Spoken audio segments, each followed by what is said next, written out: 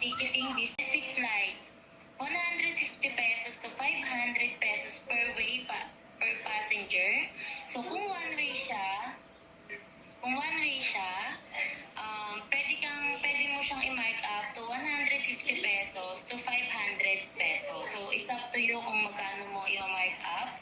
So for example, 10 packs times 500 equals to 5,000 pesos.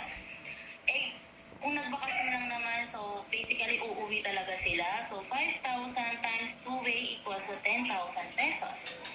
So for international flights naman, pwede tayo mag-mark up to from 700 to 1,000 pesos per passenger or per way.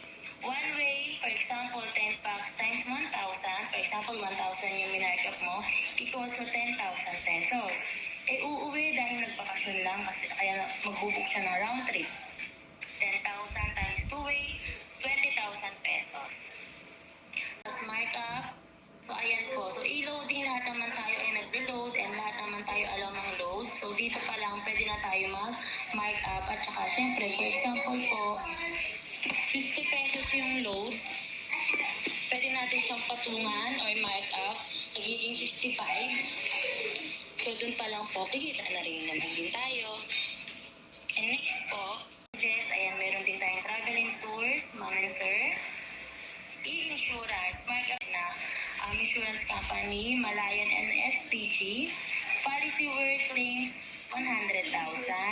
Policy price 90 pesos. Selling price 300 to 500 pesos, which means 90 pesos lang po siya. Pero since markup base tayo, pwede natin i-sell siya to 300 to 500 pesos. So, bahala na po kayo kung magkano mo siya i-markup.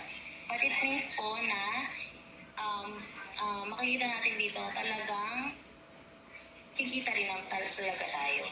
Tayo ay nagbabayad ng bill. So, markup base.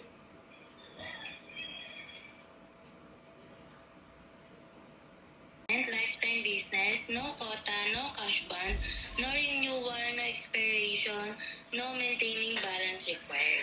At pwede ipamana sa mahal sa buhay as long as hindi natin nakakalimutan ng ating username and password. So ito po yung mga inclusion na airline ticketing, e-insurance, e-loading, travel and tours, remittance, bills payment, and online shopping. Other inclusions, 110K Malayan Insurance, 24/7 technical support, customer support, marketing materials, flyers and tarpaulin, 30% discount on all tangible products, 249.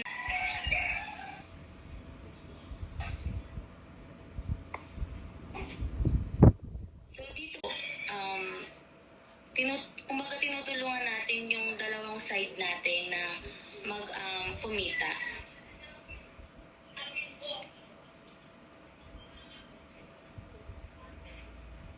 So ito po, passive income and early pension. Now, may papasok na income sa system mo. So for domestic, 10 pesos. For international, 25 pesos. For remittance, 1 peso. And for insurance po ay 1 peso din. So mga ma'am and sir,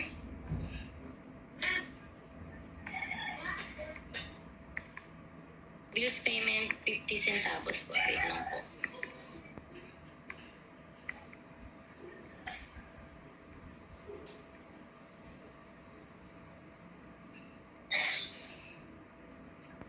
So Unified Products and Services was established on November 11, 2011. So ang ating President and CEO, siya po ay accountant by profession and a successful entrepreneur, a network marketing industry icon in the Philippines, top earner in any MLM company he joined, 22 years of experience in MLM, millionaires creator, sought-after mentor. Next. So kami po, nung kami ay nag-franchise dito, since malapit lang naman kami, nagpunta kami sa mismong company nila, sa mismong office para mag-avail ng franchise.